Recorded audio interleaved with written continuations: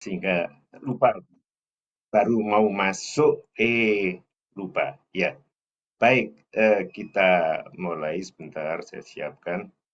Ya, bismillahirrahmanirrahim. Assalamualaikum warahmatullahi wabarakatuh.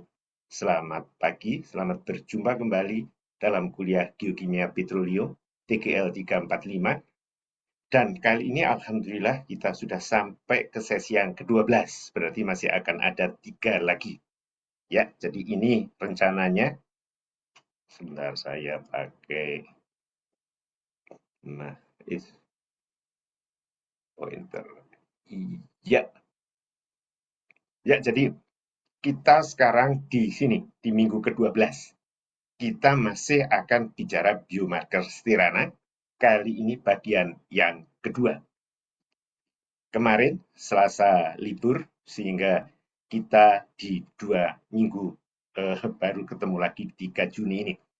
Insya Allah nanti 10 Juni kita akan bicara tentang pentasiklik, ya mulai kalau ini stirana kan tetrasiklik ya, sikliknya 4. Sekarang nanti minggu depan kita 5 siklik, triterpana. Kemudian di 14-nya adalah biomarker tri dan tetrasiklik. Dan kemudian yang terakhir nanti di 15, di 24 Juni itu adalah aromatik. Setelah itu kita bisa mengatur kapan kita mau UAS, apakah mau ikut aturan Unpati atau kita mau jalan sendiri. Karena untuk kalian ketahui, UAS-nya nanti akan dalam bentuk tugas ke rumah.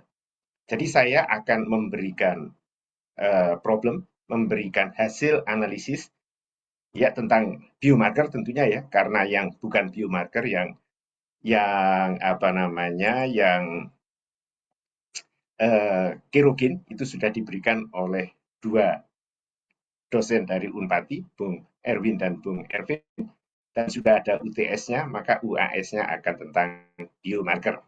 Nah, karena ini ada banyak biomarker, tidak mungkin saya keluarkan semuanya. Jadi misalkan ada alkana, isoprenoid, saya keluarkan stirana, saya keluarkan triterpana pentasiklik, dan tri dan tetrasikliknya dikeluarkan, aromatiknya dikeluarkan, tidak. Saya akan milih satu.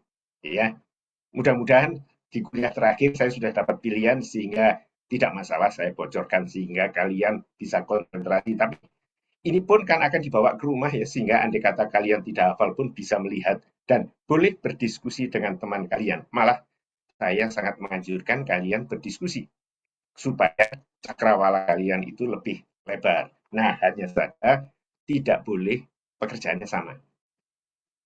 Ya, jadi misalkan PR-nya 5 kali 5 dihitung diskusi 5 orang, semua dapat angka 25 kan ya. Betul, 25, tidak ada yang salah. Nah, menulisnya jadi dari hasil diskusi saya mendapatkan 5 kali 5 sama dengan 25. Yang satu lagi setelah berdebat sekian lama maka 5 kali 5 sama dengan 25. Kemudian apalagi yang tulis begitu, jadi tidak boleh ada yang sama. Dua yang sama misalkan hasilnya 5 kali 5 adalah 25, kalau sama persis atau paling tidak di dalam satu kalimat panjang, itu ada 7 kata yang sama dan berurutan, dan urutannya itu sama, maka itu saya anggap sebagai kecurangan. Kalau curang, maka bukan dua-duanya, kalau sepatu yang curang 3, semuanya akan mendapat nilai 0.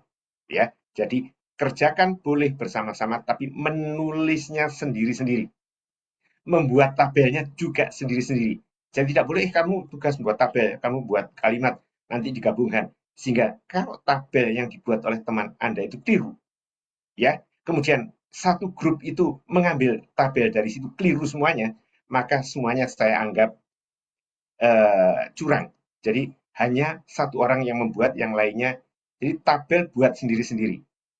Mungkin tabelnya sama, tetapi eh, itu buatan sendiri. Karena kalau tabelnya salah, salah tidak ada salah berjamaah. Kalau betul berjamaah, misalkan 5 kali 5, 25. 100 orang menulis 5 kali 5, 25, saya tidak bisa apa-apa, tidak bisa menyalahkan. Tapi kalau 5 kali 5 sama dengan 24, ada 3 orang menulis itu. Saya boleh curiga kan ya, bahwa 3 orang itu kerjasama tidak baik lah. Ya, karena kok salah berjamaah? Tidak ada. Kalau betul berjamaah, ya memang begitu harusnya. Ya, harap diingat.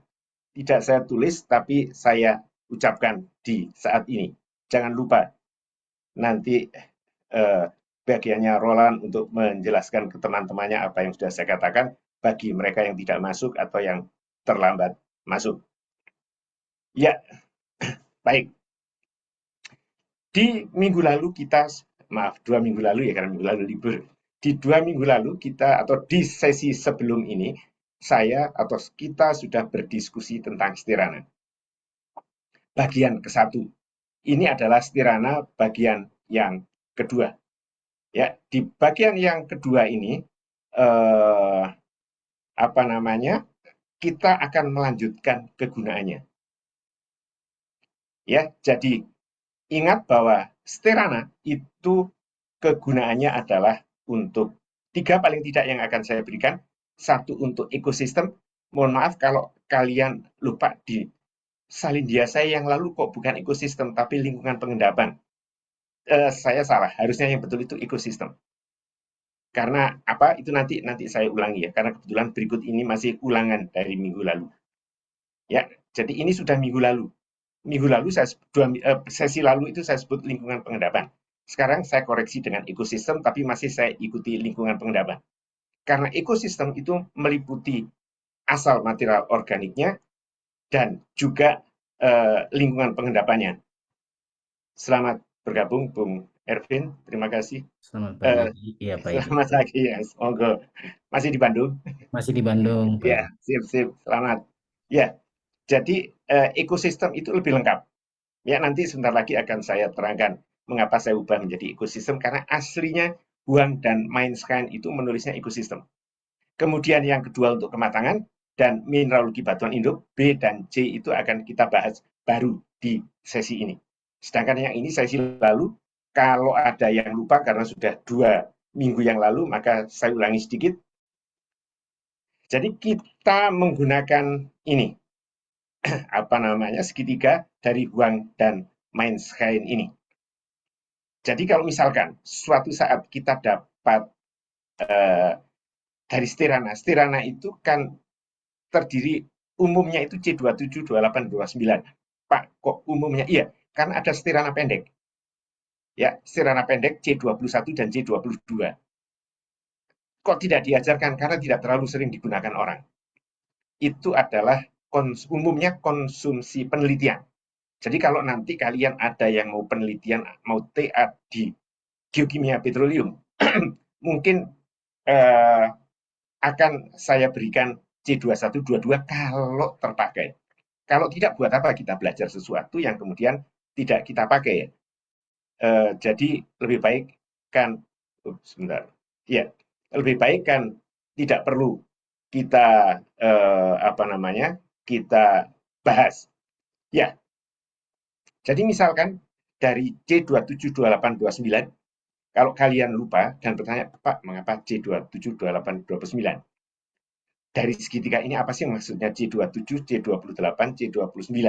Ya, jadi kalian bisa melihat bahwa C27 di sebelah kiri bawah ini, dari segitiga Huang dan Mainscan ini, itu umumnya dikatakan lingkungannya itu laut. Jadi kalau ini ada plankton laut. Oh ya, tentang ekosistem tadi yang di sini saya ubah, apa namanya, saya ubah menjadi ekosistem, bukan lingkungan pengendapan, tapi termasuk lingkungan pengendapan, karena Huang dan Mainscan itu kalau saya terjemahkan, bunyi segitiganya ini adalah hubungan antara jumlah karbon dalam sterol dan ekosistem. Jumlah karbon itu ini jumlah karbonnya 27, ini jumlah karbonnya 29, dan ini jumlah karbonnya 28. Ya, jadi jumlah karbon dan ekosistem. Pak, apa sih bedanya ekosistem dan lingkungan pengendapan? Bedanya adalah kalau lingkungan pengendapan ya lingkungan pengendapan.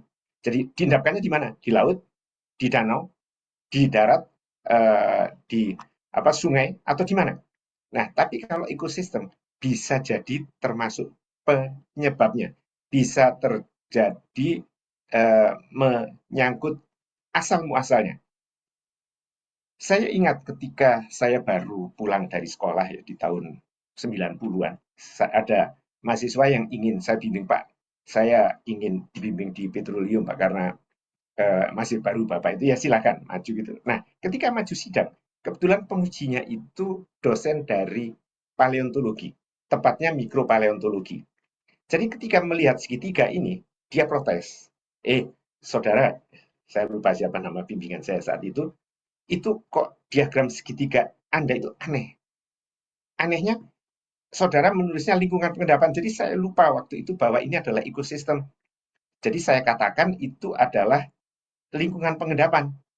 Ya, jadi ya ditanya, masa ada lingkungan pengendapan plankton? Masa ada lingkungan pengendapan tumbuhan tinggi? Kalau darat, estuarin, teluk, atau laut terbuka, lagustrin, iya. Tapi plankton dan tumbuhan tinggi. Mahasiswa saya gagap menjawabnya. Setelah itu saya baru sadar, oh iya, kemarin-kemarin itu di Australia saya kumpul dengan orang geokimia. Sehingga mereka tidak peduli dengan lingkungan pengendapan atau ekosistem. Tapi begitu masuk ke geologi, mulai kritis. Tidak ada itu namanya lingkungan pengendapan plankton. Nah, jadi ini ekosistem. Nah, Pak, kalau plankton ini lingkungan pengendapannya apa? Ya laut. Karena setelah ke sini itu laut terbuka. Hanya saja di daerah sini ini, di daerah C27 banyak itu laut terbukanya umumnya isinya plankton saja. Tidak, bakterinya tidak banyak. Ya. Nah, di sini juga demikian, lingkungannya darat. Di sini daratnya itu darat sekali sehingga banyak tumbuhan tingginya. Ya, sehingga jangan mengatakan, sekali lagi ya, jangan mengatakan ini lingkungan pengendapan, walaupun sampai minggu lalu saya masih salah, ini lebih baik disebut ekosistem karena memang aslinya itu adalah ekosistem. Ya, jadi itu segitiganya. Nah, kalau misalkan kita dari hasil analisis C27, 28, 29, kita mendapatkan persentase seperti ini. C27-nya 40%, C28-nya 28%, dan C29-nya 32%. Nah, bagaimana kita mengeplotnya? Jadi ini segitiga Huang dan Metzger itu kita bagi. Kita buat satu garis C27 sampai C28 ini kita buat dibagi 10. Ya. Kemudian garis di alas segitiga itu C27 sampai C29 kita bagi juga menjadi 10. Kemudian di sisi kaki kanannya itu antara C29 dan C28 kita bagi 10 juga. Lalu kita buat garis sehingga menjadi kotak-kotak, bukan kotak-kotak, segitiga-segitiga seperti ini, segitiga kecil-kecil ini. Jadi cara membacanya bagaimana Pak? Membacanya begini, di titik C27 itu adalah untuk komposisi C27 100%. Ya karena di titik ini hanya C27.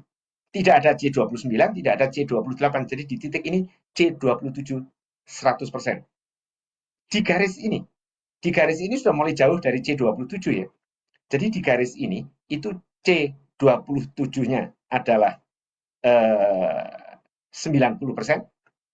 C29-nya itu 5%, dan C28-nya 5%. Karena jumlahnya harus 100 ya. Nah, seperti itu membacanya. Jadi di garis antara C28 dan C29 ini adalah titik kedudukan C27 0%. Artinya di garis ini tidak ada C27. Sama juga dengan di garis antara C29 dan C27 itu C28-nya itu yang 0%. Artinya tidak ada C28 di garis alas segitiga ini. Nah, supaya lengkap saja ceritanya, di antara C27 dan C28 di garis ini, maka yang 0% adalah C29. Di sini 100% C29, di garis ini adalah tempat kedudukan nilai C29 sama dengan 0%. Ya, seperti biasa di dalam kuliah saya tadi lupa mengingatkan bahwa kalau kalian mau bertanya, silahkan potong di mana saja ketika saya bicara. Tidak ada istilah tidak sopan ya, supaya kalian tidak menggantung. Oh ya ini belum belum tahu, tiba-tiba sudah ganti topik berikutnya. Walaupun di akhir nanti kalau kalian tanya kembali, silakan. Jadi kalau mau bertanya itu dicatat. Saya selalu memberikan halaman. Pak, saya ingin bicara di halaman 4. Saya ingin menanyakan di halaman 4. Saya akan mundur ke halaman 4 gampang. Kalau tidak ada halaman itu yang sulit, Pak. Saya mau itu Pak yang tentang stirana segitiga. Segitiganya ada lebih dari satu ya. Ada satu, ada dua, ada tiga. Jadi nanti kita yang mana yang mau dibicarakan. Oke ya. Jadi sekarang contohnya kita punya senyawa atau sampel minyak yang mengandung C27 40%, C28 28% dan C29 32%. Dari yang saya katakan tadi, mari kita coba plot. C27 40%. Ini 100% C27. Ini 0% C27 ya. Garis ini 10%. Garis ini 20%, kita bicara C27 ya. Garis ini 30%, dan garis ini 40%. Jadi kalau C27 40%, maka itu adalah di garis ini, tempat kedudukannya. Jadi saya gambarkan seperti ini. Ups, maaf. Oh, kembali ke sini. Ya, jadi ini adalah tempat kedudukan C27 40%. Jadi Pak, di mana titiknya? Ya belum tahu. Karena ada 3 komponen kan ya. Satu komponen tidak bisa menentukan titiknya. 2 komponen Pak, 2 komponen bisa sebetulnya. Tapi akan afdol kalau 3, ada 3 data ya kita pakai 3 ya. Siapa tahu keliru, harusnya tidak akan. Yang kedua, C28 28%. Ini C28 100%. Ya, di ujung satunya garis ini tempat kedudukan C28 0%. Karena ini 28%, maka ini 10, 20, 30. 28 kurang dari 30, jadi pasti sedikit di bawah garis 30% ini, yaitu ini. Nah, Pak, kita kan sudah dapat Pak titiknya, berarti di situ. Iya, betul.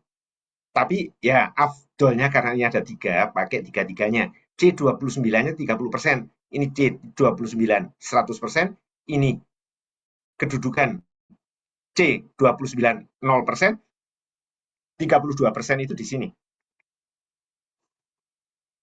Jadi untuk stirana, kalau kita memiliki komposisi C27 40%, C28 28%, dan C29 32%, maka titiknya adalah di sini. Pak, kalau titik di situ, apa Pak interpretasinya ini? Ya, jadi titik di sini ini yaitu di pertemuan atau di garis batas perkiraan ya. Garis batas itu kan tidak ada garis yang pasti gitu ya. Di garis batas antara laut dangkal dan laut dalam. Antara estuarin atau teluk ke laut terbuka. Jadi ini dari darat, kalau kalian membayangkan delta ya. Ini ada muara sungai, ini darat, masih banyak tumbuhan tingginya, makin daratnya agak ke laut, kemudian masuk ke laut dangkal, dan ini masuk ke laut dalam. Ya, jadi di sini. Mudah-mudahan hal ini akan mengingatkan yang pertama. Jadi kegunaan stirana yang pertama adalah untuk menentukan ekosistem, termasuk lingkungan pengendapan. Di sini hasil dari analisis yang kita dapatkan tadi. Ya, itu ulangan dari sesi yang lalu. Kalau mau ada yang bertanya, silakan. Kalau tidak, saya lanjutkan.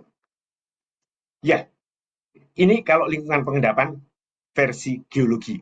Saya ambil dari tulisannya Brian Cooper tahun 90. Ingat, masih ada ada dua jenis tumbuhan. Satu yang saya beri warna merah itu adalah tumbuhan berbunga, yang saya beri warna hijau itu adalah tumbuhan tidak berbunga. Saya ulangi lagi, ini biomarker di awal ya, jadi saya ulangi lagi, siapa tahu ada yang lupa, biasanya sih banyak yang lupa ya. Pak, mengapa dipisahkan yang berbunga dan tidak berbunga? Karena yang berbunga dan tidak berbunga itu ada 2, mengapa alasannya dipisahkan. Satu, keduanya masing-masing memiliki biomarker. Jadi biomarker tumbuhan berbunga itu ada sendiri. Biomarker tumbuhan tidak berbunga juga ada. Gabungannya juga ada. Ya karena ini sama-sama tumbuhan tinggi ya. Jadi pasti ada biomarker yang sama. Sehingga kita tidak tahu dengan biomarker ini kita tidak tahu apakah tumbuhannya berbunga atau tidak. Tapi ada biomarker tertentu yang membuat kita menyimpulkan bahwa oh ini biomarkernya dari menunjukkan kontribusi tumbuhan tidak berbunga. Atau kita dapat menentukan, oh ini adalah kontribusi dari biomarker tumbuhan berbunga. Yang ini lebih terkenal, yang berbunga. Karena yang berbunga itu ditunjukkan oleh adanya oleanana, oleanains. Oleanana itu adalah menunjukkan khas tumbuhan berbunga. Mengapa? Nah, yang kedua tadi gunanya kan untuk menunjukkan tumbuhan berbunga. Yang kedua itu untuk umur. Evolusi dari tumbuhan berbunga itu menurut orang-orang biologi terjadi pada akhir kapur. Ya, jadi kalau pada akhir kapur itu maka berkembangnya itu tumbuhan berbunga itu mulai akhir kapur. Karena akhir kapur, karena kapur itu adalah zaman terakhir dari Mesozoikum. Jadi kalau akhir kapur, berikutnya lagi pasti akan menuju ke tersier. Nah, ini biasanya ciri khas di daerah timur jauh. Indonesia, Vietnam, Malaysia, Brunei Darussalam, sampai ke agak sini daratan Tiongkok. Ya, itu khasnya itu.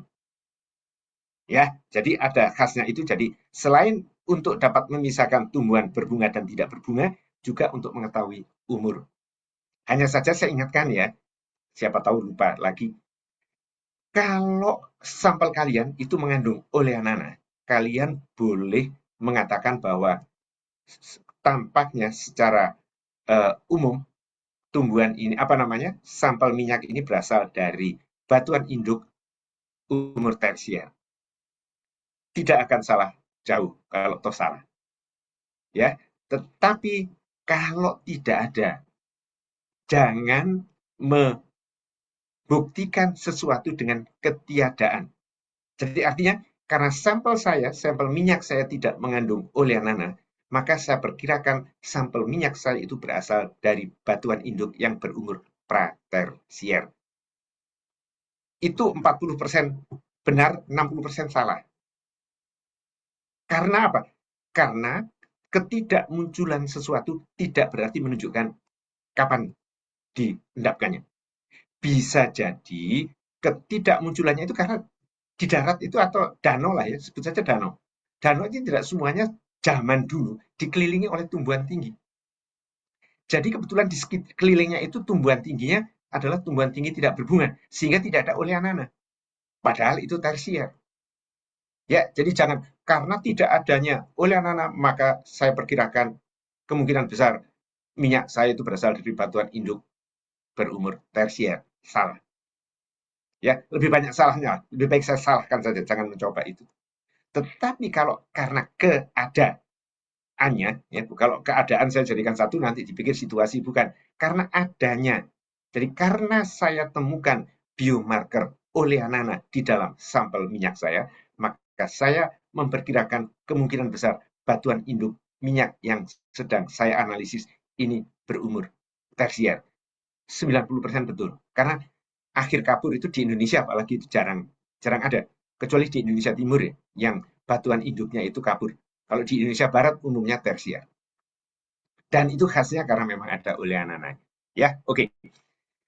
Lingkungan pengendapan kalau menurut geologi itu antara lain ada lagustrin, ya lagustrin danau, ada laut dan ada delta di antara laut dan danau. Jadi ini ada coastal plain dan delta, di sini ini boleh disebut delta atau kita sebut juga ini tambak air payau. Ya, jadi tiga itu adalah lingkungannya itu tadi yang ditunjukkan dengan baik oleh Huang dan Mainstein dalam segitiganya ini. Ya, laut, kemudian 29 itu tumbuhan tinggi dan 28 ini adalah apa namanya? Lagustrin atau danau. Ya, baik ya. Silakan sekali lagi kalau mau ada yang bertanya jangan segan. Nah, itu tadi di minggu lalu, maaf, di sesi yang lalu, karena 2 minggu yang lalu. Kalau minggu lalu salah saya. Pak, libur-libur nggak ada kuliah. Iya, iya. Sesi yang lalu. Yang kedua, kegunaannya untuk kematangan. Ingat ya, dari Bung Erwin dan Bung Erwin, kalian sudah mendapatkan kematangan. Mulai dari Tmax, pirolisis, sampai dengan ke RO, vitrinit. Ya, mungkin mungkin disebut sedikit-sedikit tentang adanya Spur Color Index SCI, tapi untuk S1 biasanya dan untuk S1 dan bukan untuk TA biasanya kami tidak akan menekankan itu. Jadi paling tidak kalian tahu dua kematangan sebelum ini adalah dari Tmax pirolisis dan dari vitrinit. Nah sekarang biomarker. Kemarin itu maksudnya di dua sesi yang lalu, ketika kita bicara tentang alkana normal dan isoprenoid, kalian tentunya masih ingat bahwa deretan alkana juga dapat dipergunakan untuk membahas atau menginterpretasi tentang kematangan. Ayo, masih ingat atau tidak? Andai kata ini kuliah kita itu luring, enak di sini kita diskusi. Tapi karena ini daring, agak tidak jelas karena saya memberikan kuliah di kegelapan. Saya tidak tahu Anda sedang serius mendengarkan atau barangkali rebahan atau mungkin sedang jalan-jalan di mall. Baik, ya maaf, bukan suudon, bukan menuduh berprasangka jelek, tapi memang itulah kondisi daring. Baik, saya lanjutkan. Kematangan yang dari alkana normal itu adalah dari rasio ganjil dan genap. Masih ingat ya? Ada orang Bray dan Evans yang mengusulkan adanya parameter namanya CPI, Carbon Preference Index. Terjemahan Indonesia dibalik saja indeks preferensi karbon, kecenderungannya karbonnya, ganjil atau genap. Kalau banyak yang ganjil dibandingkan yang genap, maka itu menunjukkan bahwa sampel kita belum matang atau kurang matang. Mengapa? Karena ketika hidup, organisme lebih banyak mensintesis alkana yang ganjil daripada yang genap. Artinya ketika organisme masih hidup, itu ganjilnya tinggi dibandingkan genapnya. Jadi CPI-nya, Carbon Preference Index atau indeks preferensi karbon yang membandingkan ganjil dan genap, nilainya tinggi. Paling tinggi itu adalah 2. Walaupun kalau kita sudah bicara tentang sampel di batuan induk ataupun di minyak, tidak akan ada yang 2. Karena 2 itu sangat-sangat tidak matang. Ya, organisme masih hidup, itu urusan orang biologi. Nah, makin setelah mati, organismenya mati dan terkena panas, maka berubah dari yang ganjil itu berubah menjadi genap. Ya, dan kesetimbangannya itu terjadi kalau yang ganjil dan genap itu satu.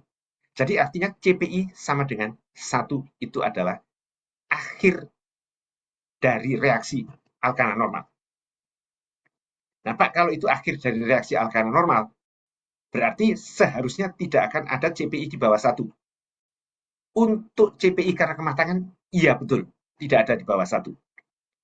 Pak, saya pernah melihat itu ada 0,95, 0,96, itu hanya karena pembulatan. Jadi kalau hanya dari 0,9 sampai terjauh 0,9 itu masih normal ya. Karena adanya pembulatan-pembulatan sehingga rasio CPI-nya itu menjadi 0,9. Harusnya 1 itu setimbang. Pak, tapi kok ada literatur yang mengatakan bahwa CPI itu 0,2 atau 0,3, bahkan ada yang 0,1. Betulkah? Jawabannya betul, ada. Loh, katanya setimbang di 1. Kalau sampai ada CPI yang jauh lebih kecil dari 1, 0,2, 0,3, 0,4, maka itu bukan karena kematangan. Itu adalah karena asal material organiknya atau lingkungan pengendapannya. Atau ekosistemnya lah, kalau mau pakai istilahnya Huang dan main sekali. Ekosistem seperti apa Pak yang membuat CPI itu rendah sekali, 0,1, 0,2, 0,3, 0,4, itu adalah karena adanya kontribusi dari batuan induk karbonat atau yang lingkungannya itu hipersalin, laut yang sangat-sangat asid. Ya, jadi itu kematangan berdasarkan alkana normal. Nah, sekarang stirana. Stirana itu yang mana Pak yang dapat dipakai untuk kematangan?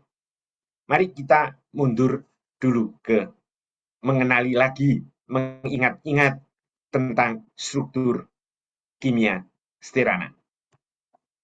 Ya, ini stirana terdiri atas 4 siklik yang diberi nama, diberi label A, B, C, D dari kiri ke kanan. Kemudian, sebentar, kemudian orang kimia memberi nomor. Saya tidak akan mengulangi lagi pemberian nomor karena di sesi yang lalu sudah saya ceritakan dengan rinci. Nah, untuk menunjukkan ini stirana ataukah isostirana, masih ingat isostirana? Stirana itu adalah jika nomor 5 itu alfa, nomor 14 itu kontribusi, maaf. Apa namanya?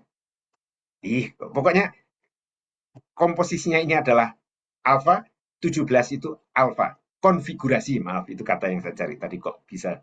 Ya, konfigurasi alfa, alfa, alfa. Jadi kita hanya melihat nomor 5, 14, dan 17.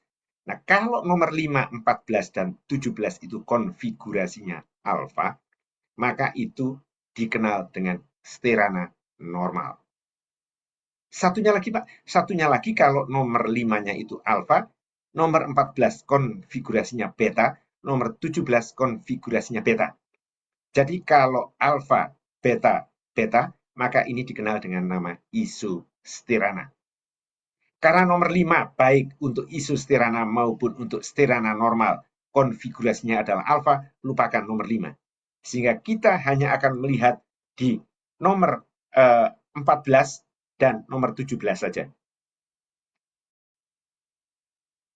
Ya, dan kalian masih ingat yang namanya pusat kiral yang saya bahas dalam di sesi yang lalu? Pusat kiral adalah titik karbon yang 4 tangannya pegang unsur atau senyawa berbeda. Dan itu adalah nomor 20. Satu tangan pegang metil saja, satu tangan pegang beberapa ini, nomor 22 sampai 28, dan satu tangan lagi pegang ini. Nah, satu tangan lagi, Pak. Satu tangan lagi pegang hidrogen. Kalau pegang hidrogen tidak ditulis. Bisa alfa, bisa beta. Dan masih ingat tanda lingkaran ini? Kalau lingkaran terbuka atau yang seperti WiFi, itu artinya konfigurasinya itu alfa. Alfa itu menjauhi kalian. Jadi kalau kalian lihat di laptop, maka itu di belakang laptop kalian, mengarah menjauh ke sana. Kalau menuju dari titik 20 ini misalkan menuju ke arah kalian, jadi menuju ke saya, beta, maka ini konfigurasinya adalah beta. Ingat ya, di Ambon beta itu saya, jadi kalau menuju saya beta, menjauhi saya alfa. Ya, masih ingat. Jadi ini konfigurasinya adalah alfa, menjauhi kita. Ya, dan ingat nomor 14 dan nomor 17. Ini yang harus kita perhatikan. Ya, baik, ini adalah tentang stirana. Mari kita bedah lebih lanjut lagi. Kegunaan stirana, satu untuk ekosistem, ini kita lupakan karena ini sudah minggu lalu. Atau sesi lalu lah tepatnya. Ya lain, nanti kalau sempat akan saya ganti menjadi sesi lalu. Karena kalau minggu lalu, salah juga. Minggu lalu kita libur. Ya, jadi itu penjelasannya. Baik. Nah sekarang, kalau kematangan, mana Pak yang harus saya lihat untuk kematangan? Ada dua. Satu, 20S, 20R. Ya, mudah-mudahan kalian masih ingat. Harusnya, ya saya itulah kalau pengajar itu ya begitu mengajar terinspirasi saya. Mengapa saya tidak menunjukkan 20S, 20R itu yang mana? Jadi 20S, 20R itu adalah yang alfa-alfa. Ya kalau kalian masih ingat, satu nomor atau satu stirana. Jadi satu stirana misalkan C27. Satu stirana itu kalau normal akan ada 4 puncak. Ya, 2 puncak di ujung-ujungnya itu adalah yang satu itu adalah alfa-alfa 20S. Yang di paling akhirnya itu adalah alfa-alfa 20R. Jadi artinya itu kalau waktu retensinya dari kiri ke kanan. Jadi dari sini ke sini. Maka yang ini 20S keluar dulu, yang ini baru 20R. Di antara 20S dan 20R itu ada beta-beta. Beta-beta keluarnya beda. 20R dulu baru 20S. Ingat ya, jadi satu stirana C27, C28 ataupun J29 memiliki 4 puncak. Ya, nah kita sekarang bicara yang alfa-alfa. Yang alfa-alfa itu ada 20S, 20R. 20R itu adalah putar kanan, rectus ya, itu adalah produk tanaman, produk organisme. 20S setelah mati, maka berubah menjadi putar kiri.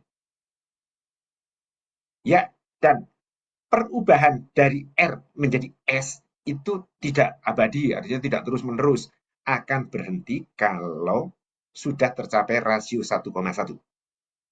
Artinya, kesetimbangan perubahan dari R menjadi S berhenti ketika tercapai rasio 1,1. Sayangnya orang geokimia kurang menyukai rasio seperti ini. Rasio seperti ini katanya akan membuat kurang akurat. Katanya. Ya, ikut sajalah ya, tidak perlu mendebat itu. Nah, yang disukai adalah yang seperti ini rasionya. 20S dibagi 20S plus 20R. Karena ini katanya menunjukkan ini aslinya ini adalah produknya. Nah, kalau dalam rasio seperti ini, kan hampir separuh dari ini, sehingga 0,55 kesetimbangannya tercapai. Artinya, Pak, itu tidak ada 0,7. Tidak ada, harusnya. Tetapi Pak, saya pernah membaca laporan, itu kok ada 20S dibagi 20S plus 20R itu 0,7. Itu karena adanya biodegradasi. Ingat, biodegradasi ketika saya bicara tentang alkana normal, itu kan saya menyinggung sedikit tentang biodegradasi. Biodegradasi itu makan. Makan makanan empuk. Makanan empuk itu adalah makanan dari dari apa namanya, material organik. Nah, kalau 20S dibagi 20S plus 20R bisa sampai 0,7, maka itu menunjukkan adanya gejala-gejala biodegradasi. Pak, kalau 20S dibagi 20S plus 20R itu 0, mungkin tidak. Jawabannya mungkin. Karena 20S itu tidak serta-merta ada. Ketika, hanya saja kita tidak pernah tahu itu 20S 0 itu ya. 20S 0 itu adanya hanya di orang biologi. Karena ketika organisme masih hidup, itu yang disintesis adalah 20R. Kemudian setelah mati baru 20S terbentuk. Dan kalau baru mati itu artinya ya baru 5.000 tahun yang lalu atau apa, orang geologi tidak suka dengan batuan itu. Karena belum matang. Buat apa kita bicara batuan belum matang? Ya, jadi itu ceritanya. 20S bisa 0, 20R tidak. Nah, dalam rasio seperti ini, maka 0,55 seringkali dibulatkan 50%. Jadi nanti kalau kita lihat ada 50%, artinya kesetimbangan rasio 20S 20R telah tercapai. Oke ya, dihendapkan, dipahami. Berikutnya, kematangan itu dari rasio beta-beta terhadap alfa-alfa. Pak, kalau ini beta-beta di atas, alfa-alfa di bawah, dan itu kesetimbangannya tercapai kalau rasionya ini 3 atau 300%, berarti beta-beta itu lebih stabil daripada alfa-alfa.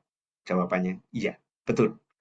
Jadi 20R itu tidak stabil, kemudian berubah menjadi 20S, dan setelah itu 20R maupun 20S kalau masih ada R-nya itu akan berubah menjadi beta-beta.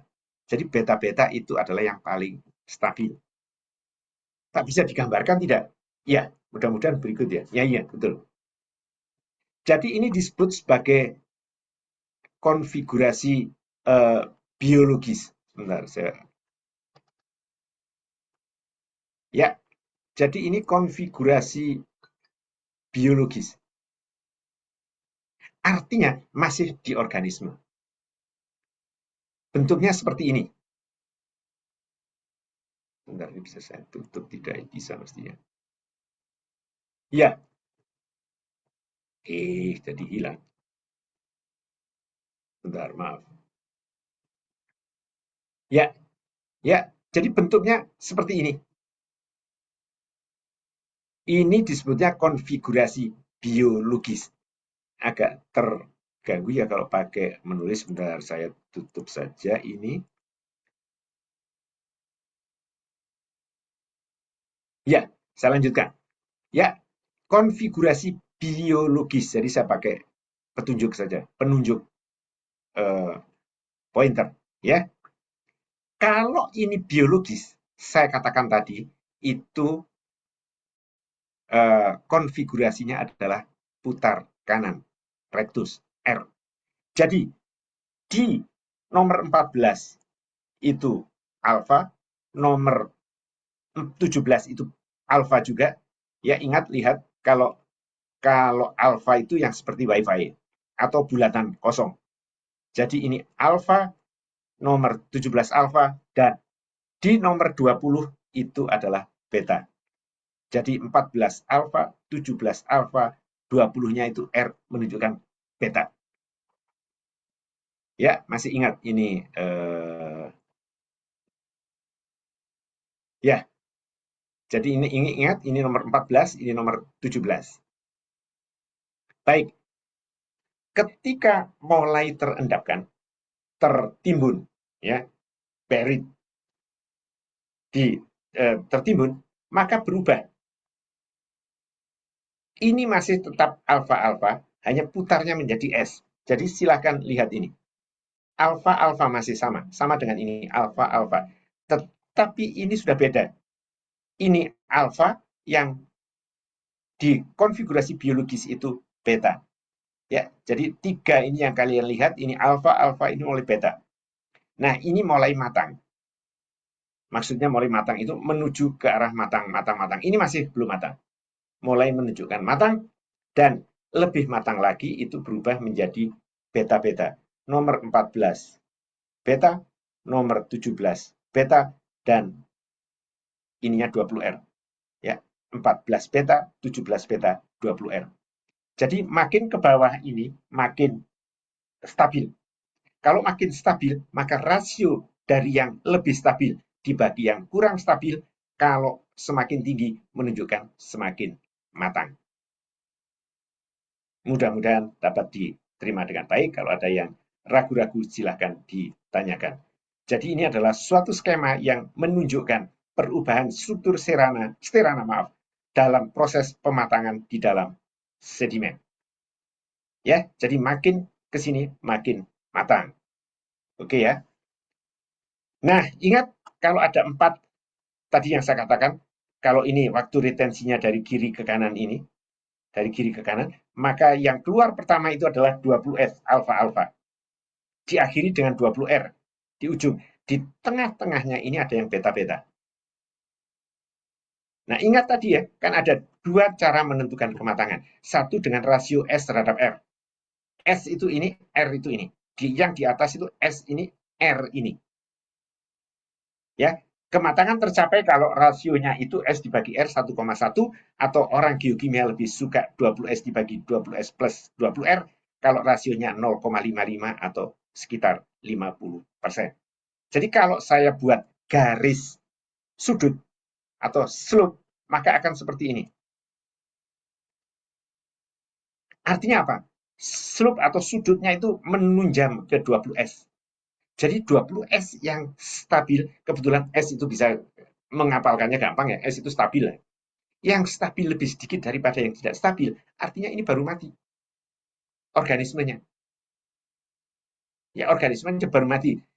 Pak, baru mati itu 1 jam yang lalu itu kalau kita. Kalau di geologi baru mati itu ya 100 tahun yang lalu. Belum sampai juta lah.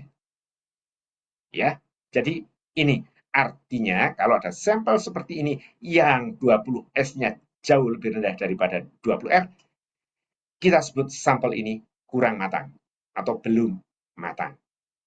Kalau matang seperti apa, Pak? Ini, lihat yang di bawah sekarang. Ya, S-nya sudah lebih tinggi dari R. Ingat yang ketiga itu, gini, rasio SR itu akan berhenti di 1,1. Ini sudah lebih dari 1 ya. Artinya S-nya sudah lebih tinggi daripada R. Kalau toh belum 1,1, ini baru 1,05 barangkali ya, menjelang matang, menjelang setimbang. Beta-beta ketiganya, beta-beta terhadap alfa-alfa, beta-betanya yang ini, lihat, beta-betanya sudah lebih tinggi. Jadi pasti rasio beta-beta terhadap alfa-alfa sudah di atas 1. Mencari beta-beta 3 rasionya terhadap alfa-alfa itu tidak mudah. Jadi pokoknya sudah di atas 1, sudahlah mulai lebih matang daripada yang beta-betanya masih di bawah. Nah yang ini beta-betanya masih di bawah, masih terpotong oleh garis ini ya puncaknya. Pak, kalau lihat puncaknya itu Pak, kok cuma 1 puncaknya? Mana S dan R? Jadi kalau sampel belum matang, maka S itu sulit dipisahkan dengan R. Akibatnya menyatu. Ya, kalau menyatu, maka ya kita tulis bersama-sama. Jadi S dan R-nya itu koilusi. Ya, jadi S dan R-nya itu berkoilusi di sini tidak bisa dipisahkan. Makin matang, makin matang, makin matang, maka kelihatan bahwa oh ini R-nya yang lebih pendek, ini S-nya lebih tinggi. Ya, jadi sampel yang pertama ini sangat belum matang atau kurang matang. Sampel yang kedua sudah mulai matang. Sudah matang lah.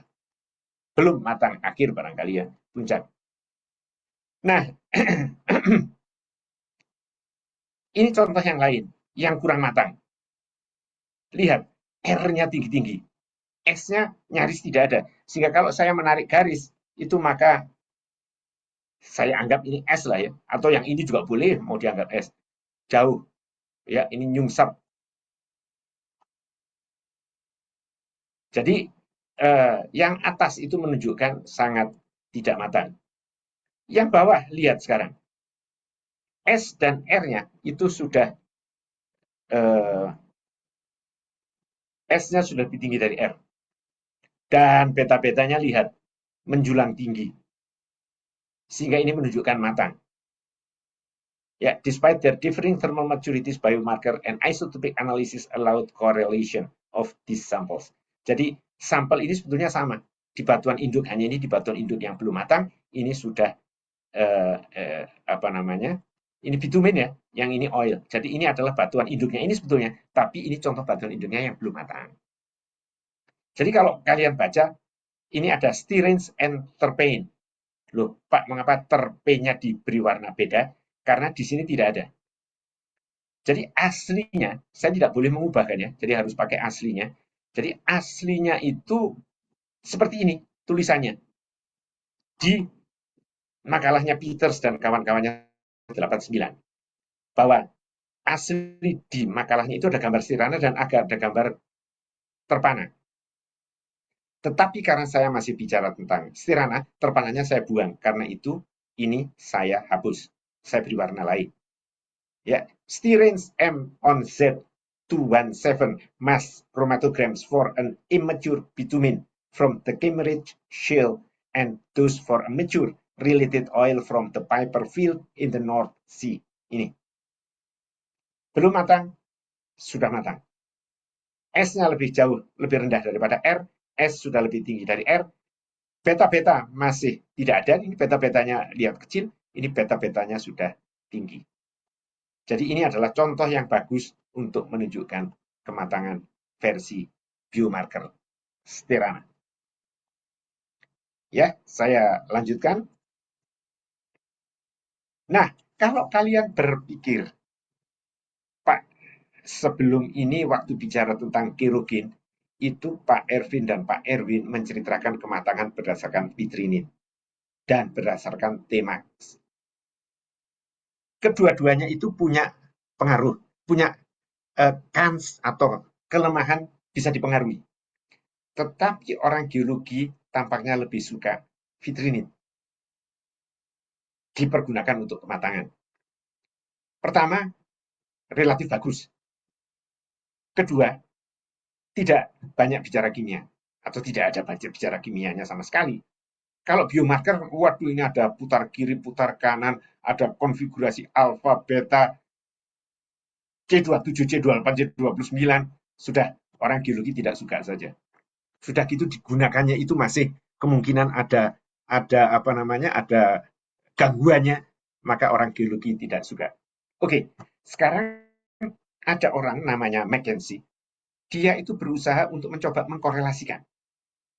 Kalau saya punya kematangan berdasarkan stirana sekian, itu kira-kira berapa vitrinitnya? Ya, Jadi bagus sekali McKinsey membuat itu. Nah ini kemudian diadopsi oleh pembimbing saya, Alexander, dengan membuat seperti ini. Jadi kita fokus pada yang saya beri kotak merah ini. Karena kita masih bicara Stirana. Kita belum bicara tentang Opana. Pembandingnya adalah RO. Jadi kalau ini 100, bukan RO-nya 100 ya. RO yang ini 0,5, 0,75, 1, 1,25. 0 sampai 100 itu adalah hidrokarbonnya. Jadi hidrokarbon minyak maksudnya ya. Minyak itu di di awalnya itu 0.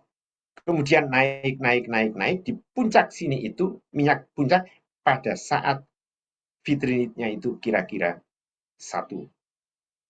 Ya, jadi di 1 itu kira-kira di 1% vitrinit itu kira-kira adalah puncaknya pembentukan minyak. Baik, sekarang mari kita lihat penggunaan Stirana. Stirana itu berkisar dari ini ya, bunyinya sini 20S Stirana. Ya, 20S Stirana artinya 20S dibagi 20S plus 20R. Karena itu akhirnya adalah 50%. Dan ada nolnya. Nol ini adalah keadaan tidak matang ketika organisme baru mati dan baru terendapkan dan mulai dibentuk sebagai batuan, belum ada 20S yang terbentuk. Masih 20R, karena ketika organisme hidup yang disintesis adalah 20R. Ya, nah, ini karena itu ada nol. Makin matang, makin matang, makin matang, rasionya naik dari 0 ke 5,5 atau 50%. Di sini McKinsey pakai yang 50%. Ya, beta-beta beda lagi. Karena kalau kita, maaf ya mundur agak panjang, tidak apa-apa saya kira untuk menjelaskan. Nah ini, dari 20R yang ini menjadi 20S. Kemudian menjadi beta-beta. Jadi ketika 20S sudah mulai terbentuk, 20R ini, beta-beta ini ada yang belum terbentuk. Sehingga karena itu, nolnya beta-beta itu posisinya lebih rendah daripada nolnya 20S. Jadi di sini 20S sudah terbentuk, beta-beta belum. Beta-beta baru terbentuk di sini. Nah, 0 ini itu kira-kira di sekitar ini, 0,3. Vitrinit, ya kita pakai vitrinit yang ini ya. Dan kalau kita, Pak, kalau saya ingat diberi kuliah oleh Pak Ervin ataupun Pak Erwin, itu ketika bicara tentang vitrinat, tentang reflektansi vitrinit, itu penggunaannya luas sekali Pak, bisa sampai ke sangat matang, bahkan bisa sampai ke batu bara yang paling kualitasnya paling bagus. Ya, betul. Nah, kalau Stirana Pak bagaimana? Tidak. Stirana itu bagus digunakan di kisaran yang saya beri garis merah ini. Garis putus-putus merah ini, ya. Yaitu mulai dari sekitar 0,3-an di sini sampai di sekitar 1 atau 1,1 bolehlah. Artinya apa? Artinya kalau kalian punya sampel yang sangat matang, misalkan kalian bisa melihat, tampaknya sampel saya itu dari batuan induk yang berasal dari kematangan reflektansi vitrinitnya itu 1,25, sekitar sini. Pertanyaannya, apakah kalian bagus mempergunakan Stirana untuk kematangan? Jawabnya tidak. Mengapa Pak kok tidak? Karena di sekitar 1% vitrinit ini, kesetimbangan baik 20S terhadap 20R maupun beta-beta terhadap alfa-alfa berhenti. Artinya apa? Artinya kalau kita punya sampel batuan, sebetulnya batuan, kalau batuan kan yakin kita ya, batuan yang vitrinitnya 1,25 misalkan, kemudian saudara ekstrak sampel itu dan dianalisis biomarker untuk sterananya, maka sterananya itu akan berhenti di sini, di 1,1 atau 1.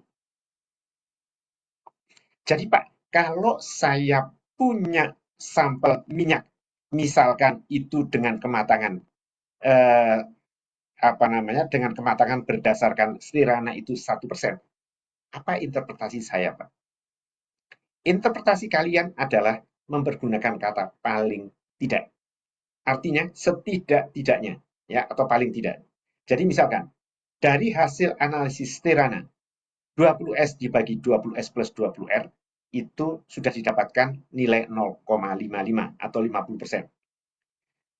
Dilanjutkan dengan berdasarkan beta-beta dibagi alfa-alfa juga sudah didapatkan hasil perhitungan rasionya beta-beta terhadap alfa-alfa plus beta-beta adalah 75%. Jadi, paling tidak minyak yang saya analisis ini pernah mencapai kematangan vitrinit. Batuan induknya tentunya, batuan induknya pernah mencapai vitrinit, reflektansi vitrinitnya itu 1%. Pak, mengapa kata paling tidak? Karena sudah itu tidak pernah lagi.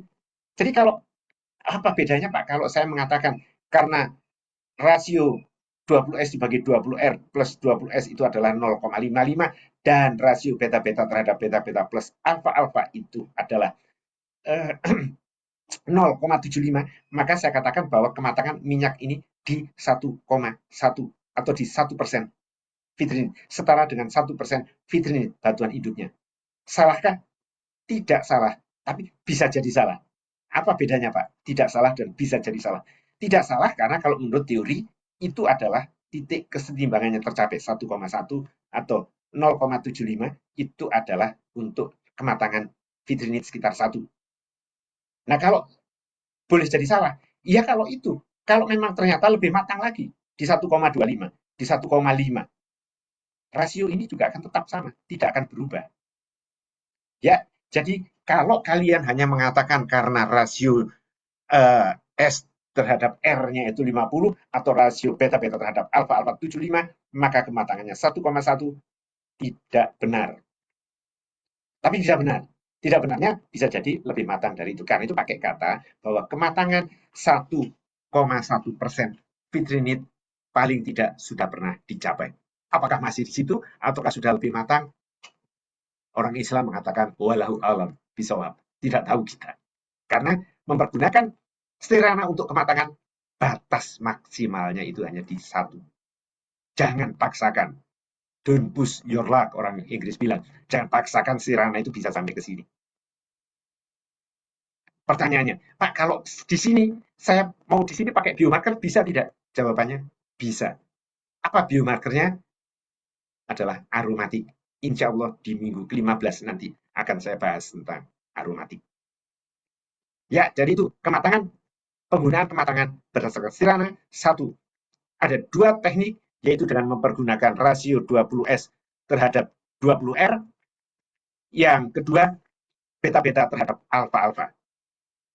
Dengan catatan bahwa penggunaannya itu hanya dapat dipakai berkisar dari 0,3 sampai dengan 1,1 atau 1% vitrinit setara itu. Di bawah ini tidak bisa, di atas ini tidak bisa. Kalau di bawah ini saya tidak terlalu berpikir lah ya, karena siapa yang mau lihat batuan tidak matang. Tapi di atas ini yang lebih penting. Jadi kalau mau mencari kematangan di sini dengan biomarker, maka pergunakanlah aromatik. Ya, yang insya Allah akan kita bahas di minggu atau pekan atau sesi ke-15. Nah, ini yang saya agak kurang suka dalam bicara tentang geokimia. Jadi sudah saya menggebu-gebu seperti itu tadi, ternyata ada batasan lagi. Batasannya itu ini. Jadi ini adalah hasil karya kami. Kami itu maksudnya saya termasuk. Teman saya ada Strawn dan kawan-kawannya tahun 89. Jadi ceritanya begini. Di Eropa itu ada Persatuan Ahli Geokimia Petroleum Eropa. Singkatannya EAOG. Jadi kalau di sini ada IAGI ahli geologi, ada IPA ahli petroleum, di di Eropa itu ada spesifik untuk ahli geokimia petroleum. EAOG.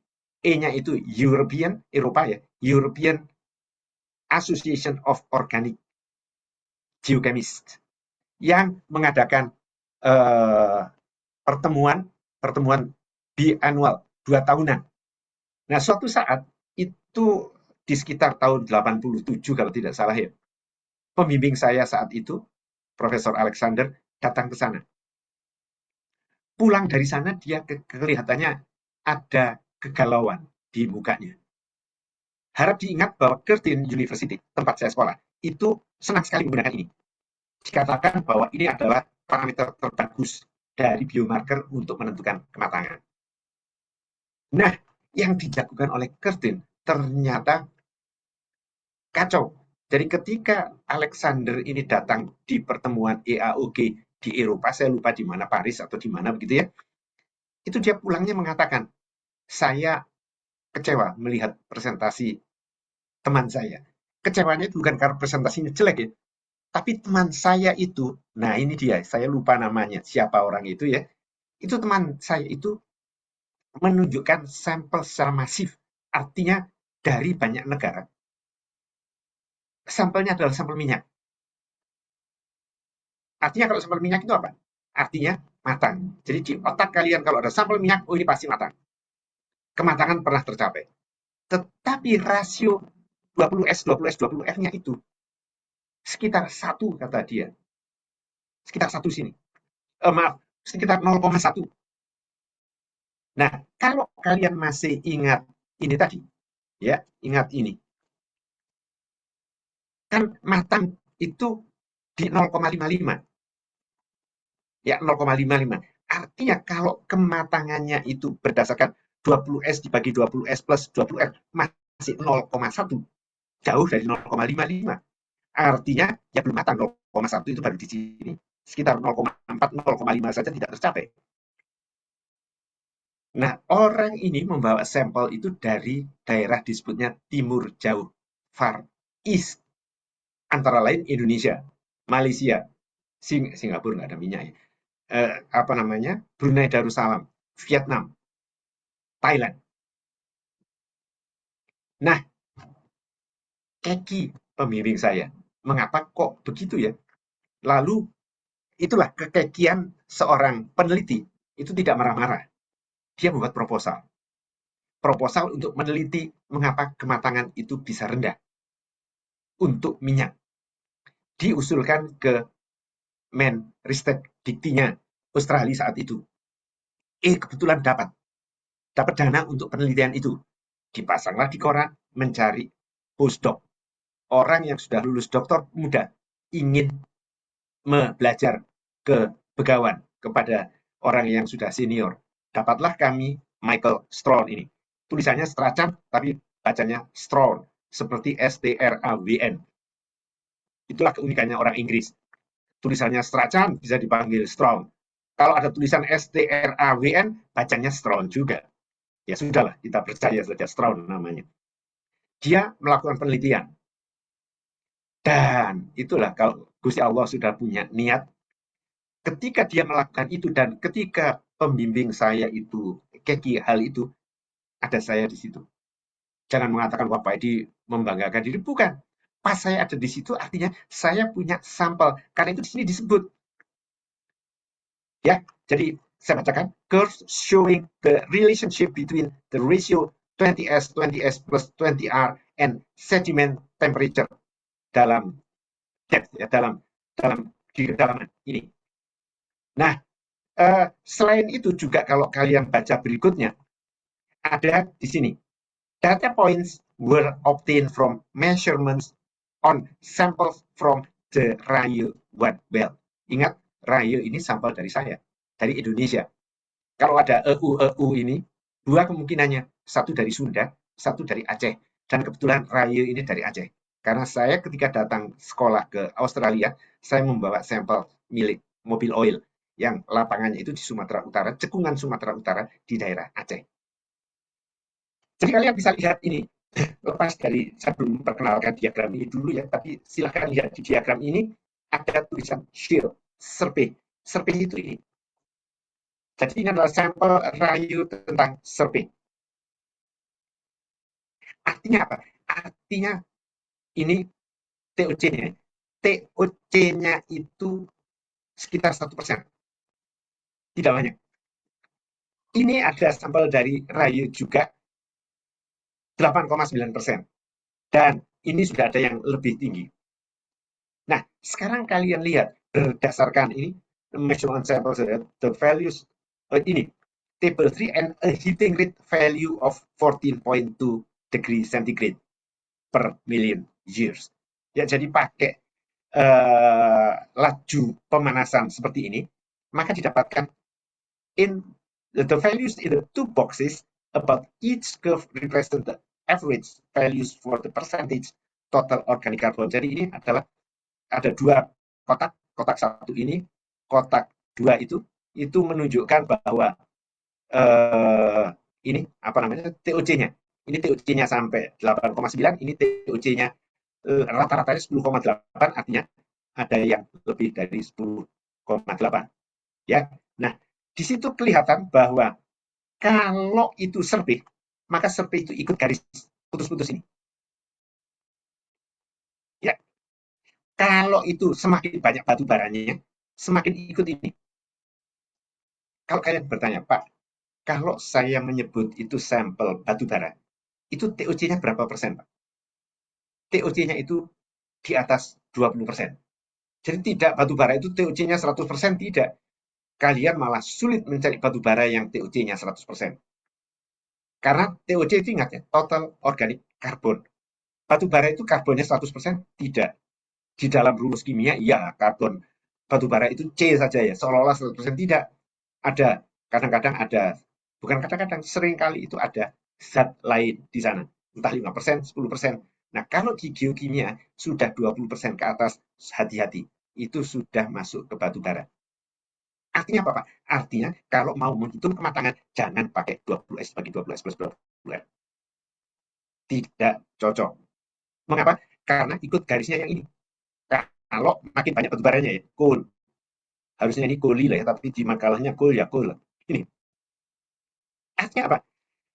Sebelum artinya apa? Jadi begini, kalau kalian pernah membaca makalah atau tahu dari kuliah, saya maupun yang lain, minyak di Indonesia itu terbentuk ketika panas dim dalam bumi itu sekitar 130 derajat Celcius.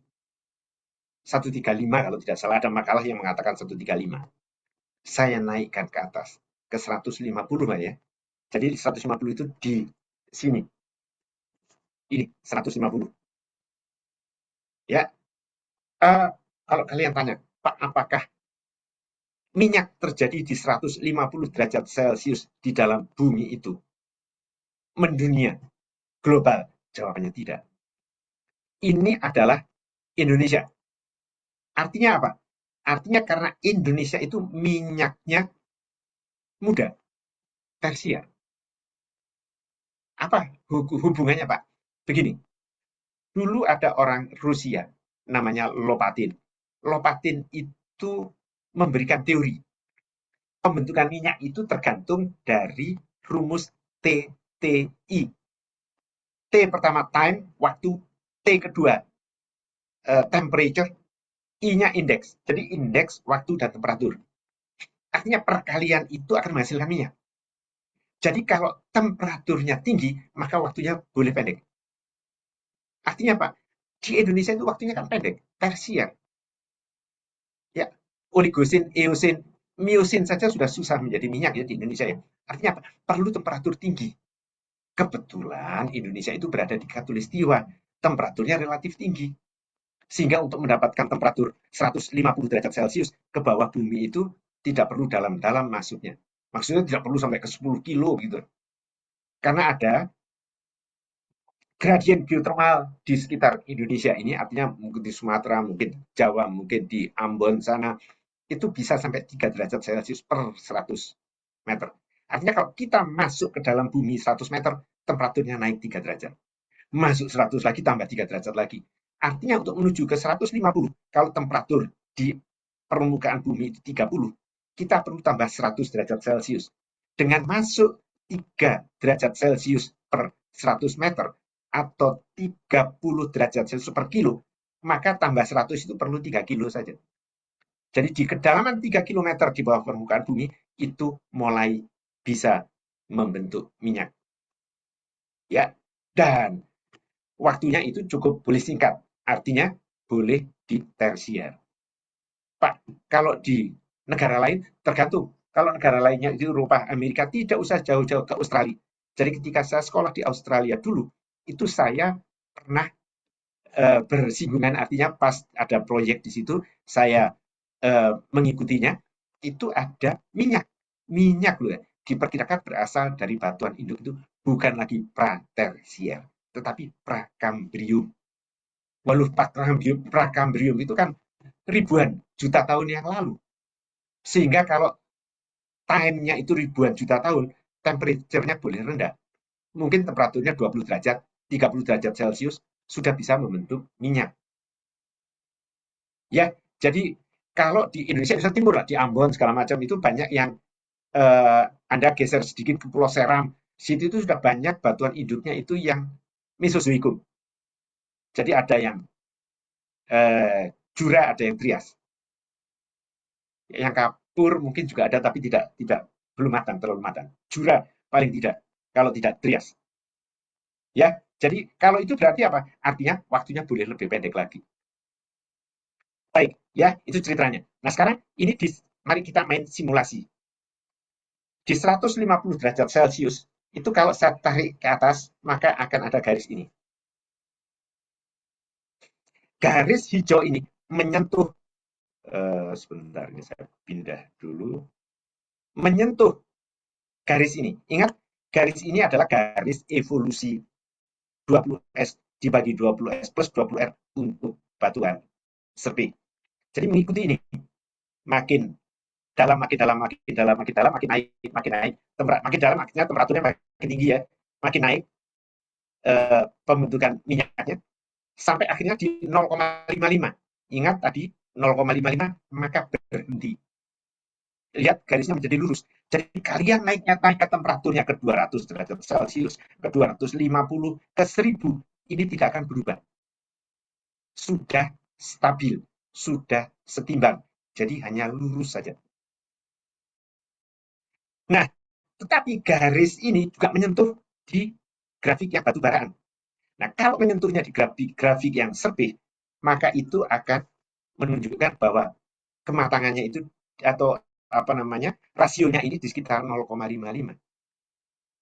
Akan tetapi ketika ini menyentuh batuan yang semakin batu baraan dan itu adalah batuan induk khas di negara timur jauh itu tadi. Mau Indonesia, Indonesia yang paling ideal adalah di Delta Mahakam. Delta Mahakam itu seringkali dipakai dalam perhitungan pemodelan, itu adalah khasnya tipe 3. Khasnya tipe 1 di Indonesia juga, di Sumatera Tengah. Lupakan tipe 1, kita ngomong tipe 3 ini. Ya, jadi kalau serpih, maka sudah matang rasio ininya. Jadi kalau ada minyak dari serpih batuan induknya, maka kemungkinan besar akan dia 0,55 sudah tercapai. Tetapi, sebentar, sudah mulai mau habis baterainya, saya colokkan dulu. Ya, akan tetapi kalau garis ini saya pindah lagi. Kalau garis ini menyentuh ini, grafik yang batuannya banyak, batu baranya, maka seperti ini penunjuknya. Kurang dari 0,1. Nah, di sini kami gembira bahwa kami di grup ini mendapatkan solusi. Jadi ada makan-makan ekstra. Ingat ya, kalau orang bule namanya makan-makan bukan seperti kita datang ke mana gitu makan besar, tidak. Di sana namanya makan besar ya sandwich lah, roti isinya macam-macam. Ya, jadi ini adalah keberhasilan. Kalau kalian ingin membaca ini adalah makalahnya. Makalahnya ditulis oleh Strong, pembimbing ke-1 saya Alexander, saya dan pembimbing kedua saya Bob Kaki. Judulnya adalah Constraints upon the use of 24-ethyl Goldstein diastereomer ratio as indicators of the maturity of petroleum. Diterbitkan di jurnal Organic Geochemistry nomor 14, halaman 423 sampai 432. Ini adalah makalah internasional pertama saya. Ya, jadi itu ceritanya.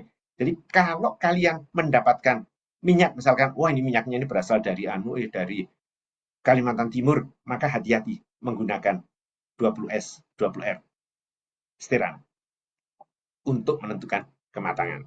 Ya, baik yang terakhir itu adalah penggunaannya untuk mineralogi batuan induk. Pak, mineralogi buat apa Pak batuan induk pakai ini? Loh ya kalau batuan induknya ada, tapi kalau minyak, menduga batuan induknya dari mana? Nah, itu pakai ini. Masih ingat ini ya? Ini adalah yang C29. C27 tidak ada yang saya hitami. C29 mengapa? Karena C29 itu 4 bagus. Ini ya waktu retensinya, oh maaf tidak. Tapi ada angkanya ini. Ini ada waktu retensinya time. Jadi waktunya dari kiri ke kanan. Ya, dari kiri kanan itu yang keluar dulu adalah 20S. Yang terakhir ini 20R. Ya, dan ini adalah yang beta-beta. Jadi kalau ada yang bertanya, ini sampelnya adalah sampel minyak. Sampel minyak ini secara apa namanya? Secara stirana matang atau tidak? Jawabannya adalah tidak. Mengapa? Kalau S-nya itu jauh lebih rendah daripada R. Ya, beta-betanya juga lebih rendah. Tidak tinggi lah, rendah saja. Tapi kok minyak, Pak? Kalau begitu ini belum matang. Ingat, ini dari mana? Ini baca ini ya. Total Indonesia Oil Sample. Masih ingat atau pernah baca atau tidak? Total itu pernah punya lapangan di Indonesia di mana? Jawabannya adalah di Delta Mahakam. Ya, daerah operasinya yang paling dikenal itu adalah Handil. Ya, di Delta Mahakam, Kalimantan Timur, Cekungan Kalimantan Timur, Cekungan Kutai. Artinya apa? Di situ itu tipe 3. Jadi kalau ada minyak, wajar kalau minyaknya itu rendah, seolah-olah kematangannya. Mengapa? Karena itu tadi, karena banyak batu baranya ini. Ya, sehingga kematangan berdasarkan 20S, 20R kurang bagus. Oke, tapi sekarang saya tidak membicarakan tentang kematangan karena topiknya sekarang ini adalah tentang mineralogi batuan induk. Pak, bagian mana yang harus saya lihat kalau saya mau menentukan mineraloginya ini? Bagian yang saya lingkari. Ini apa, Pak? Ini adalah, ini kan bisa lihat ya, ini ada yang angka ya. Ada angka 10, 11, 12, 13, 14, 15. Angka-angka itu menunjukkan itu adalah stirana. Tetapi kalau huruf A, B, C, D, baik A besar, A kecil, itu menunjukkan bahwa puncaknya ini adalah puncak diastirana, distyrane. Silakan lihat di berikutnya. Jadi ini termasuk disebutnya diastirana tinggi. Ya, mengapa disebut tinggi? Karena ini tinggi. Ya, dekat ini. Pak, boleh lihat nggak yang disebut tidak tinggi atau rendah itu yang mana? Yang ini. Ya, diastirananya rendah kan? Cuma di sini saja. Yang tadi itu kan tinggi sampai ke sini. Nah, saya katakan tadi bahwa diastirana itu diberi label huruf A, B, C, D, dan itu. Nah, ini lihat. Jadi ini ada huruf A, B, C, D besar-besar, ada A, B, C, D kecil-kecil. Semuanya deskripsinya ada dikolstein. Dikolstein atau diakolestana itu adalah diastirana sebetulnya. Nah, kemunculan diastirana seperti ini di dalam sampel minyak itu dapat dipakai untuk memprediksi batuan induknya berdasarkan analisis dari sebentar, berdasarkan analisis dari Peters dan Moldovan. Ya ini bahasa Inggrisnya, saya lanjut saja ke bahasa Indonesianya. Jadi diastirana menurut Peters dan Moldovan ada rasio diastirana terhadap stirana. Ya, kalau umumnya dipergunakan untuk membedakan batuan induk petroleum dari batuan karbonat lawan klastik. Klastik itu lempung. Jadi kalau rasio rendah diastirana terhadap stirana, artinya apa? Diastirananya lebih rendah dari stirana. Artinya itu yang ini. Yang ini. Kalau diastirana rendah itu apa artinya? Artinya adalah minyak tersebut, batuan induknya kemungkinan besar adalah karbonat. Lingkungannya anoksik dan miskin lempung. Nah, kemudian ceritanya baca sendiri lah selama diagenesis EHPH tidak terlalu penting. Pokoknya rendah. Nah, kalau diastirananya tinggi, rasio diastirana dan stirana tinggi merupakan kekhasan petroleum yang berasal dari batuan induk kaya lempung. Jadi diasterana itu kaitannya dengan lempung. Diasterana tinggi, banyak lempung. Diasterana rendah terhadap sterana, banyak karbonat. Ya, hanya saja rasio ini tidak terlalu bagus, jadi hati-hati dalam penggunaannya. Akan tetapi karena ada ini, tingginya rasio diasterana terhadap sterana bukan hanya karena ini kayak lempung, tetapi karena faktor lain seperti kematangannya terlalu tinggi, biodegradasi yang kuat. Jadi tingginya kematangan artinya kalau ini di minyak kan harus hati-hati. Minyak kan kematangannya pasti tinggi. Ya, sehingga harus hati-hati kalau ada diasterana lebih tinggi dari sterana, bisa karena batuan hidupnya kayak lempung, bisa jadi juga karena faktor lain. Ini. Ya, jadi itu lengkap 4 ini sudah saya bicarakan tentang penggunaan penggunaan sterana. E3, maaf, untuk ekosistem, untuk kematangan, untuk mineralogi batuan induk. Di akhir sebagai penutup saya akan menceritakan adanya gangguan. Sudah enak-enak Pak, sekarang dikasih gangguan. Ya, jadi kita akan bicara di sesi berikutnya, tri terpana. Tapi loh Pak, kok dibicarakan sekarang? Saya ingin menunjukkan saja. Tri terpana itu dilihat di MZ191. Sementara ini kita bicara MZ217. Secara teori, 191 itu tidak ada hubungannya dengan 217. Tetapi ternyata ada. Sehingga kehadiran beberapa senyawa triterpana, bikadina resin, dapat mengganggu tampilan bupana atau dan stirana. Dari simbol anggota bikadinanya itu, ini simbol lama ya, diberi W, T, dan R. Jadi ini ada R misalnya. Ini MZ191, sesi depan. Ini yang sekarang, 217. Bisa tidak lihat stirana di sini? Tidak bisa. Mengapa? Karena RR ini tinggi. Jadi RR tinggi itu mempengaruhi MZ217. Baca di sini kalau ingin tahu apa alasannya. Nah, kalau mau agak rinci, ini saya berikan contoh. Ini sampel waktu itu dianalisis dari Pertamina Unit 3, Cirebon. KHT itu T-nya timur, apa lupa lagi namanya. Jadi supaya nanti kalian yakin bahwa yang saya tunjukkan itu apel terhadap apel, lihat ini.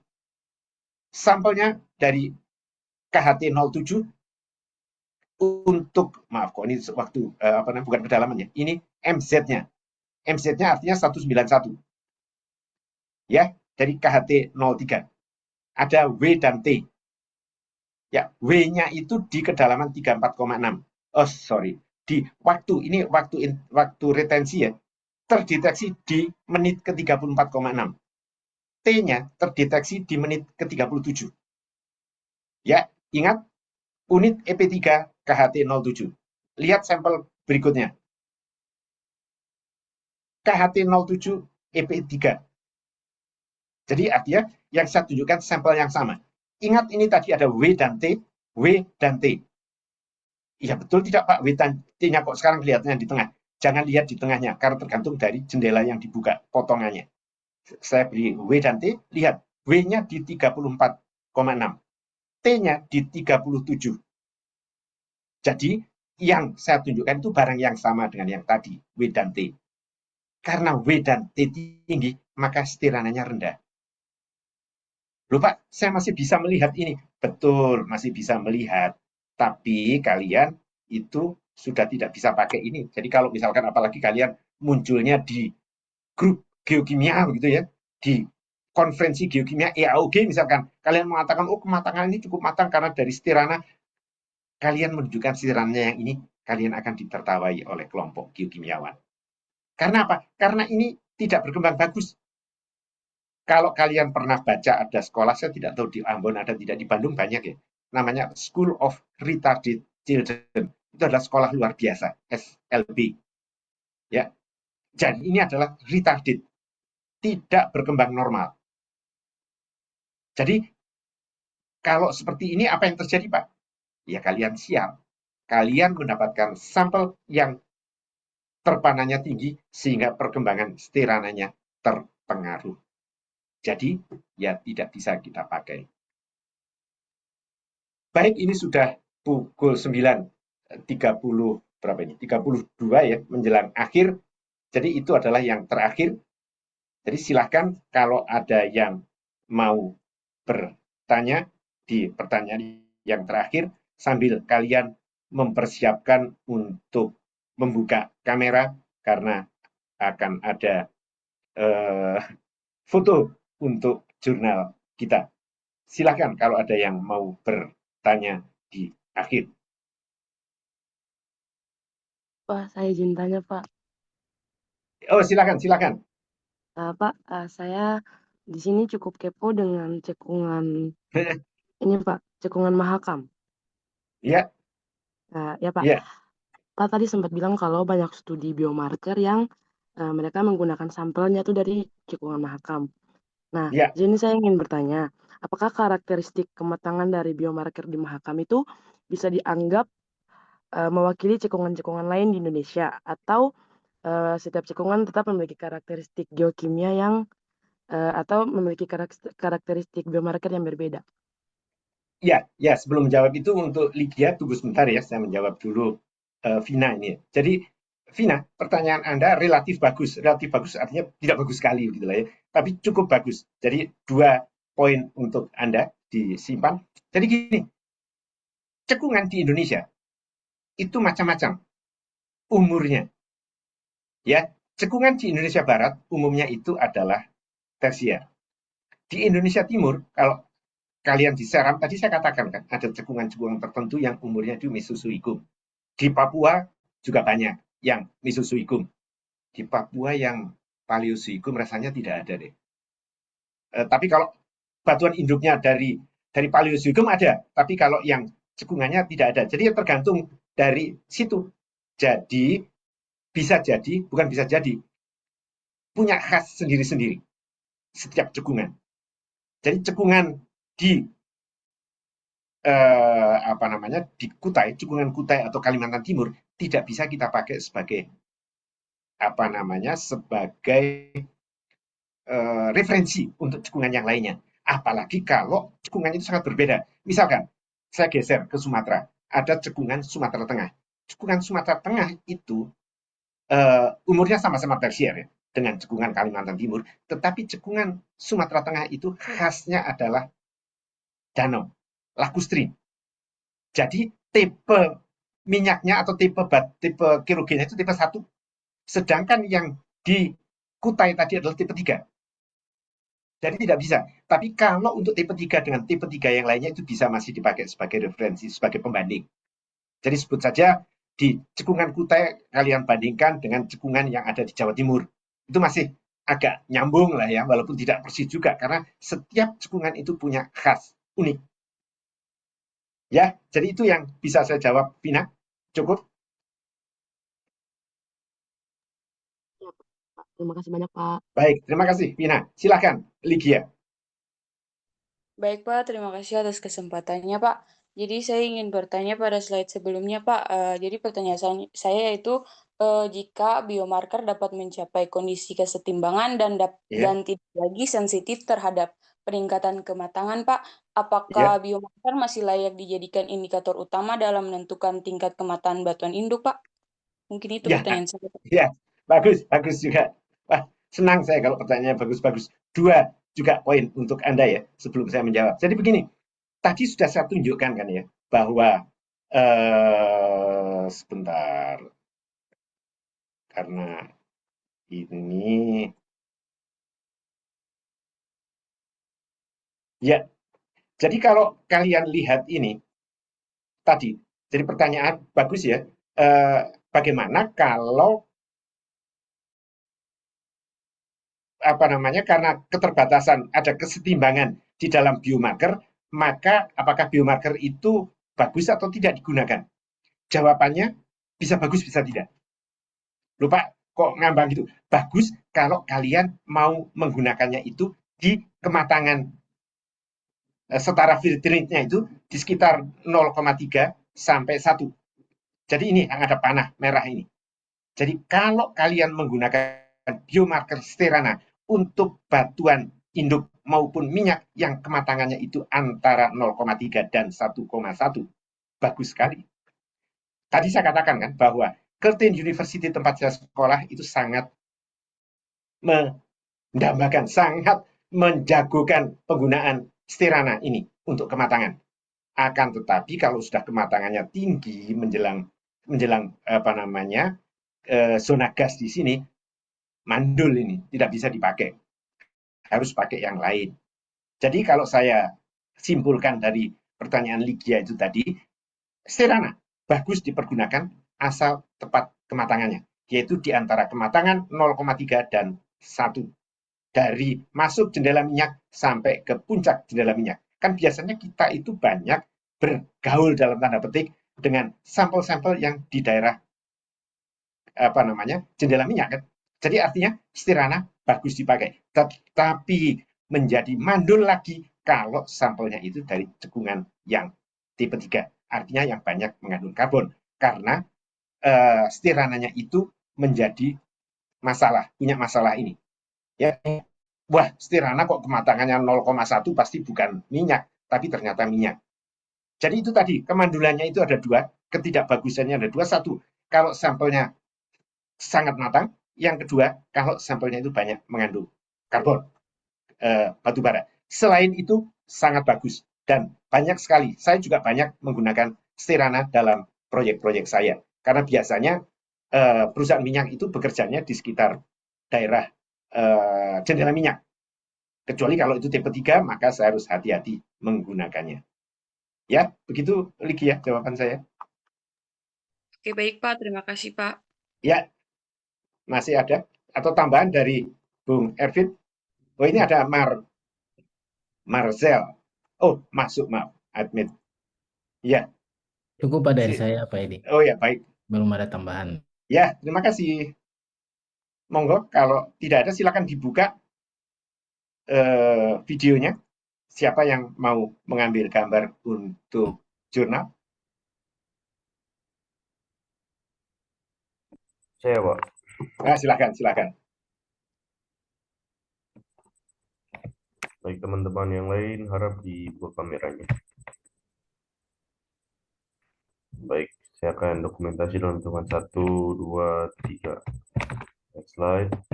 1, 2, 3. Ya, sudah Pak. Baik, terima kasih Roland. Terima kasih Bung Ervin yang menemani saya kuliah ini. Pak Edi. Tepat di pukul 8.40 waktu Indonesia Barat atau 10.40 sesuai dengan jadwal. Kita tutup pertemuan kita dengan hamdalah bagi yang muslim. Alhamdulillahirabbil alamin. Billahi taufik wal hidayah. Assalamualaikum warahmatullahi wabarakatuh. Salam sehat ya Pak Edi. Salam sehat ada juga ya. Selamat belajar serius ya, biar cepat selesai. Ya, sama-sama dengan senang hati. Insya Allah kita bertemu Selasa depan, Rabu depan. Ya, saya tutup ya.